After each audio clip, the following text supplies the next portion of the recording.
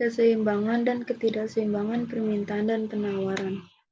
Materi yang akan saya bahas yang pertama, definisi kebijakan pemerintah, yang kedua, macam-macam kebijakan pemerintah, yang ketiga, tujuan kebijakan pemerintah, yang keempat, keseimbangan dan ketidakseimbangan penawaran dan permintaan, yang kelima, kebijakan harga, yang keenam, floor price atau penetapan harga dasar, dan yang terakhir ada kebijakan kuota.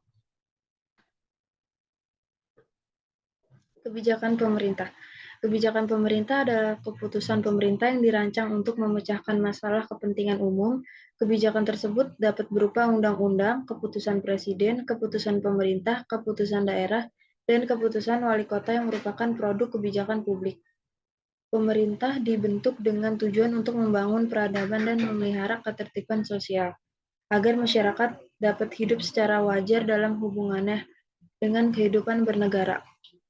Tata pemerintahan yang baik merupakan dasar untuk merumuskan dan melaksanakan kebijakan negara demokrasi di era globalisasi. Definisi kebijakan pemerintah.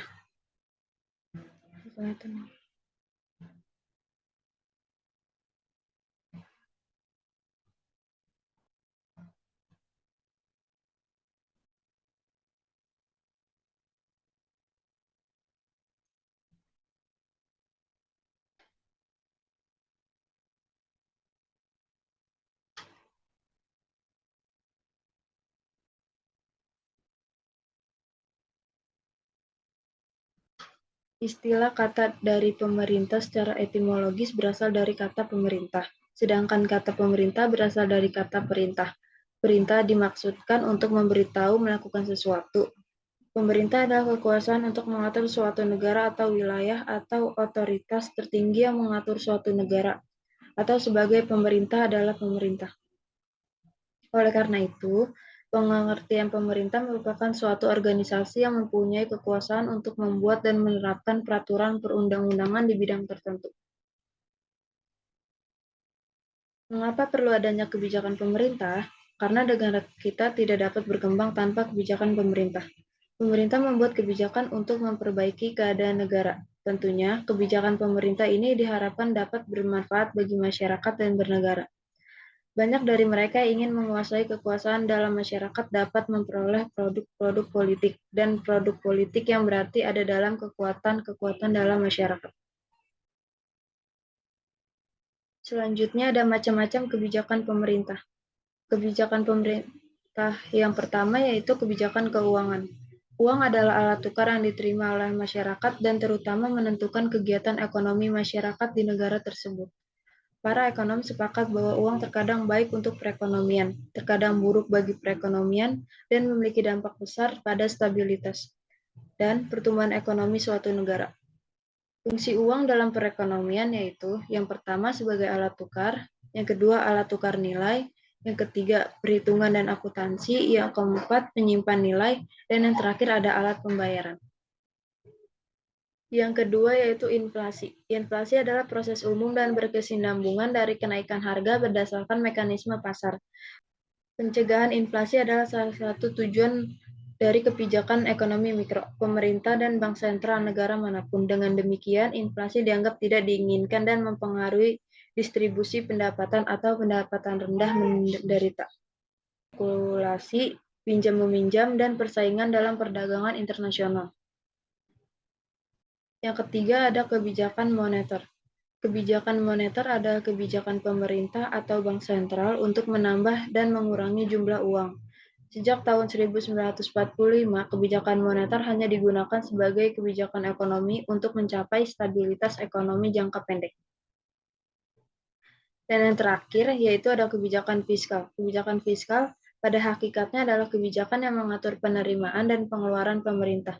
Sumber penerimaan negara adalah pajak, penerimaan bebas pajak, bantuan, atau pinjam bangunan. Kebijakan fiskal ada kebijakan pengelola dana publik dan terbatas pada distribusi sumber pendapatan dan belanja publik yang tercantum dalam APBN. Selanjutnya ada tujuan kebijakan pemerintah.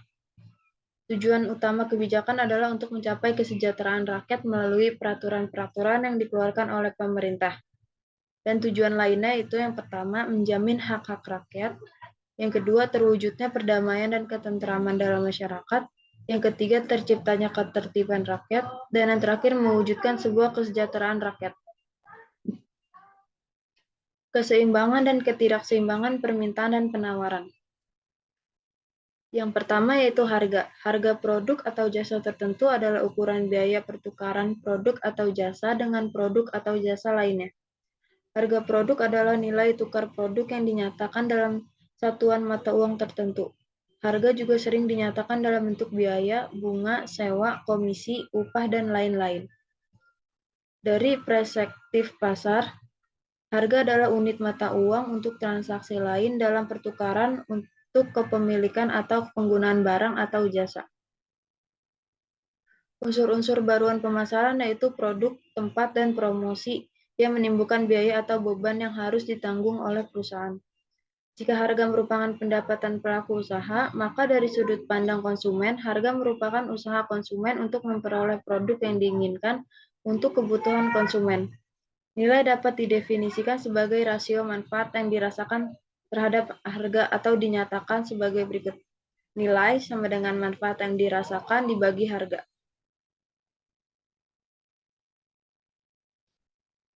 Adapun tujuan penghargaan yang pertama, itu keuntungan. Setiap perusahaan selalu memilih harga yang mendatangkan keuntungan terbaik. Tujuannya adalah untuk memaksimalkan keuntungan. Situasinya sangat rumit karena banyak faktor yang mempengaruhi daya saing perusahaan. Oleh karena itu, tidak mungkin bagi perusahaan untuk mengetahui tingkat harga di mana ketentuan maksimum dapat diperoleh.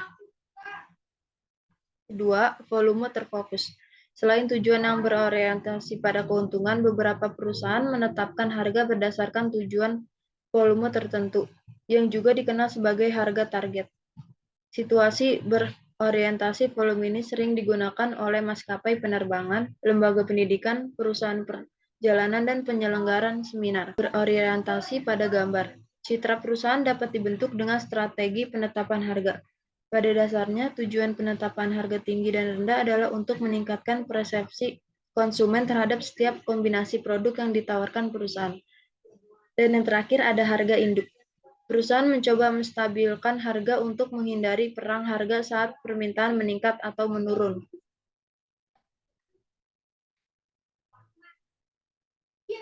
Yang kedua yaitu penentuan harga dan penjumlahan perdagangan. Harga pasar suatu barang atau jasa dan jumlah perdagangan ditentukan oleh permintaan dan penawaran barang atau jasa. Yang dimaksud dengan harga pasar adalah bahwa harga pasar bergantung pada permintaan, penawaran, dan bentuk pasar di mana penawaran dan permintaan terjadi. Oleh karena itu, perlu dilakukan analisis permintaan dan penawaran barang atau jasa secara bersamaan serta menentukan harga dan volume perdagangan suatu komoditas tertentu. Analisis penawaran dan permintaan digunakan untuk menggambarkan mekanisme pasar. Tanpa campur tangan pemerintah, penawaran dan permintaan secara otomatis akan mencapai kesinambungan antara harga dan jumlah barang yang diperdagangkan.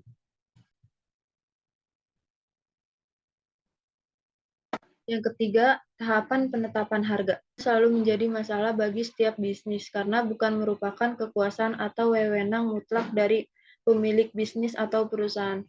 Dengan menetapkan harga, perusahaan dapat menghasilkan penjumlahan untuk produk yang diproduksi dan dijual. Penetapan harga merupakan masalah penting, tetapi banyak perusahaan masih belum sepenuhnya menangani masalah penetapan harga.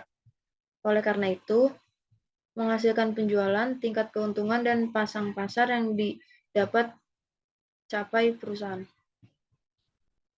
Faktor-faktor yang secara langsung atau tidak langsung mempengaruhi harga. Yang pertama ada faktor langsung meliputi harga bahan baku, biaya produksi, biaya pemasaran, peraturan pemerintah, dan faktor lainnya. Yang kedua, faktor-faktor yang tidak langsung tetapi berkaitan erat dengan harga adalah harga produk sejenis yang dijual oleh pesaing, dampak harga terhadap hubungan antara produk substitusi dan produk pelengkap, termasuk diskon kepada pengecer dan konsumen. Selanjutnya ada keseimbangan pasar. Keseimbangan pasar terjadi pada tingkat harga ketika jumlah barang atau jasa yang diminta sama dengan jumlah barang dan jasa yang ditawarkan. Produsen selalu mengharapkan keuntungan maksimal dengan menetapkan harga tertinggi, sedangkan konsumen selalu mengharapkan kepuasan maksimal dengan menetapkan harga terendah. Produsen dan konsumen bernegosiasi. Proses negosiasi mengarah pada harga yang disepakati, yang disebut harga kesinambungan, yaitu harga pasar. Keseimbangan harga terjadi pada perpotongan kurva penawaran dan permintaan. Ada dua cara untuk menentukan status saldo. Yang pertama, tentukan keadaan keseimbangan secara grafis. Dengan cara ini, keadaan keseimbangan tercapai di persampingan kurva penawaran dan permintaan. Yang kedua, penentuan saldo dengan perhitungan. Untuk menentukan keseimbangan secara matematis, terlebih dahulu perlu diketahui fungsi permintaan dan fungsi penawaran.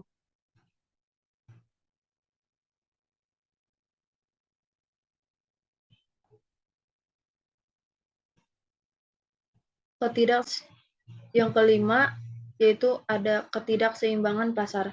Jika salah satu atau kedua variabel berubah, maka keseimbangan tidak terjadi. Yang terjadi adalah ketidakseimbangan. Oleh karena itu, perubahan penawaran dan permintaan dapat mengubah harga dan jumlah keseimbangan pasar. Ketidakseimbangan dapat dinyatakan dalam dua cara, yaitu yang pertama, pengaruh peningkatan permintaan pada harga dan kuantitas equilibrium. Misalnya, jika pendapatan konsumen meningkat sehingga mereka dapat membeli lebih banyak dengan harga yang sama, kurva permintaan bergeser ke kanan, tetapi kurva penawaran tetap tidak berubah. Yang kedua, pengaruh peningkatan penawaran dan harga dan kuantitas dalam keseimbangan pasar. Penawaran dan permintaan dapat berubah berdasarkan banyak faktor. Perubahan ini mempengaruhi harga dan keseimbangan pasar. Bersama-sama, saya memperkirakan dampak perubahan permintaan dan penawaran tergantung pada besarnya setiap perubahan. Kebijakan harga adalah satu-satunya unsur bauran pemasaran yang mendatangkan pemasukan bagi perusahaan yang pada gilirannya berpengaruh pada besar kecilnya laba dan pasang pasar yang diperoleh. Harga bersifat fleksibel, artinya bisa disesuaikan dengan cepat. Dari 4 unsur bauran pemasaran tradisional, harga adalah elemen yang paling mudah diubah dan diadaptasikan dengan dinamika pasar. Harga mempengaruhi citra dan strategi posting dalam pemasaran jasa prestisius yang mengutamakan citra kualitas dan eksklusivitas. Harga menjadi Kebijakan harga adalah keputusan manajemen tentang bagaimana menetapkan harga barang atau jasa yang dijual. Harga dapat menjadi salah satu faktor yang digunakan untuk mempengaruhi konsumen. Selain cara distribusi dan promosi dan produk, penetapan harga dipengaruhi oleh keuntungan yang diperoleh, permintaan atas barang atau jasa yang dipasarkan, biaya produksi, tujuan spek. 4 unsur baur pemasaran tradisional, harga adalah elemen yang paling mudah diubah dan diadaptasikan dengan dinamika pasar. Harga mempengaruhi citra dan strategi posting. Dalam pemasaran jasa prestisius yang mengutamakan citra kualitas dan eksklusivitas, harga menjadi unsur penting. Harga yang mahal dipersepsikan mencerminkan kualitas yang tinggi dan sebaliknya. Floor price atau penetapan harga dasar. Harga dasar merupakan tingkat harga minimum yang diberlakukan pemerintah. Penetapan harga dasar ini bertujuan untuk melindungi produsen karena dirasa harga pasar produk yang dihasilkan dianggap terlalu rendah sehingga pendapatan para produsen terancam. Untuk melindungi para produsen, maka pemerintah dapat campur tangan dengan menetapkan harga minimum atau harga eceran terendah atau HET.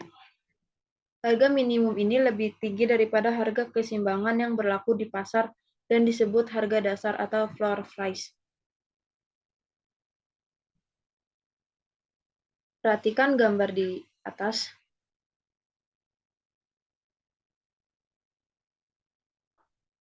Harga keseimbangan antara supply dan demand adalah 3.000.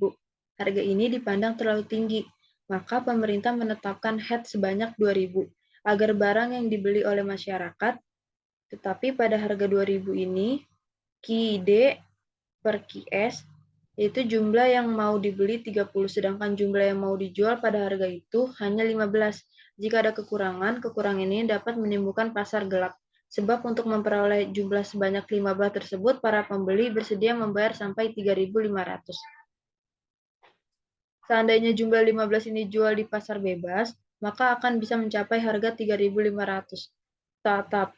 Tetapi head yang ditetapkan oleh pemerintah hanya 2.000. Inilah yang menimbulkan pasar gelap. Barang dijual secara gelap dengan harga di atas head yang ditetapkan oleh pemerintah. Cara ini hanya menguntungkan perdagangan, sedangkan masyarakat yang membutuhkan barang tidak kebagian. Persoalan yang timbul bila head ditetapkan lebih rendah daripada harga keseimbangan pasar adalah bahwa pada head itu jumlah yang mau dibeli lebih besar dari jumlah yang mau dijual, sehingga timbul kekurangan supply. Maka peran pemerintah dalam pembentukan harga, yaitu dalam pembentukan harga dapat dilakukan dengan dua cara. Yang pertama, intervensi secara langsung dan secara tidak langsung. Intervensi secara langsung terdiri dari penetapan harga minimum dan harga maksimum. Sedangkan intervensi secara tidak langsung meliputi penetapan pajak dan pemberian subsidi. Selanjutnya ada kebijakan kuota. Kebijakan kuota adalah cara untuk mengontrol jumlah barang yang Anda izinkan untuk diimpor dari negara lain. Kuota adalah kebijakan umum pemerintah dalam perdagangan internasional. Dirancang untuk melindungi industri atau produk tertentu agar tidak diabaikan oleh pesaing. Untuk impor, kuota adalah jumlah total barang yang diimpor dalam jangka waktu tertentu. Kuota impor ini sudah diprediksi sebelumnya dan tidak akan berdampak signifikan terhadap industri dalam negeri. Jika suatu negara menetapkan perdagangan bebas, kebijakan kuota tidak dapat diterapkan karena dapat mengganggu proses perdagangan internasional. Tujuan utama pelaksanaan kuota adalah untuk melindungi produksi dalam negeri dari serbuan-serbuan luar negeri. Kebijakan ini hanya berlaku sementara. Harga produk akan dinaikkan sesuai dengan harga pasar setelah berhasil merebut dan menguasai pasar internasional. Predator dumping dilakukan dengan tujuan untuk mematikan persaingan di luar negeri. Setelah persaingan di luar negeri mati, maka harga di luar negeri akan dinaikkan untuk menutupi kerugian sewaktu melakukan predator dumping. Kuota dapat dibedakan menjadi dua jenis. Yang pertama ada kuota impor. Kuota impor terdiri dari 4 macam, yaitu absolute atau unilateral kuota, negosiatif atau bilateral kuota, tarik kuota, dan maxing kuota. Kedua yaitu kuota ekspor. Kuota ekspor juga dapat dibatasi jumlahnya dengan tujuan yang pertama, mencegah barang-barang yang penting jatuh atau berada di tangan musuh. Yang kedua, menjamin terjadinya barang di dalam negeri dalam porsi yang cukup. Yang ketiga, mengadakan pengawasan produksi serta mengendalikan harga guna mencapai stabilitas kerja. Tujuan diberlakunya kebijakan kuota impor yang pertama, mengatasi masalah deflasi dan pengangguran. Yang kedua, menghapus defisit dalam neraca pembayaran perdagangan luar negeri yang tidak seimbang. Yang ketiga, mensukseskan usaha perekonomian pada negara berkembang. Yang keempat, melindungi industri yang baru berkembang, kegiatan-kegiatan ekonomi yang baru berkembang.